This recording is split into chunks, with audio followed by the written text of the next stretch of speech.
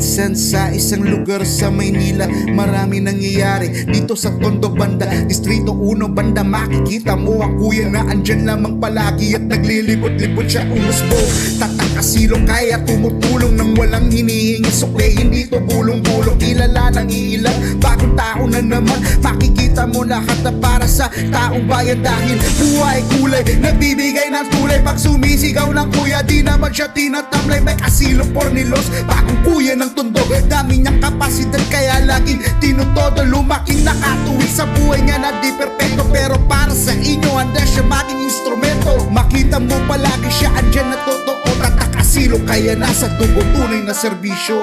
Kahit palagi sa kanya lumapit, isang tawag lumalapit. Ang mga katangian niya sa tao ay mabait. Kasama sa buhay namin na nag-isa na kuya. Sa Distrito 1 lagi siyang makikita. Siya ang kuya ng Tondo, kuya ng Tondo. Di may kasilo pornilos, ang kuya ng Tondo, kuya ng Tondo, kuya ng Tondo. Di may kasilo pornilos, ang kuya ng Tondo.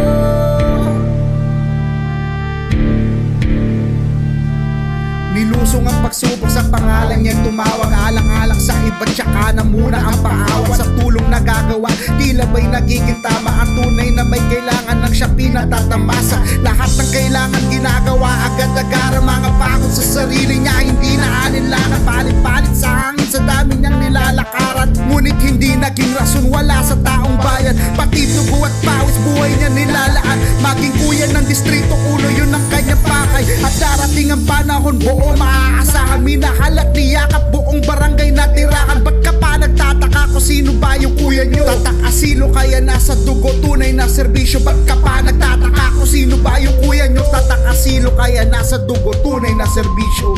Kahit palagi sa kanya lumapit, isang tawag lumalapit. Ang mga katangian niya sa tao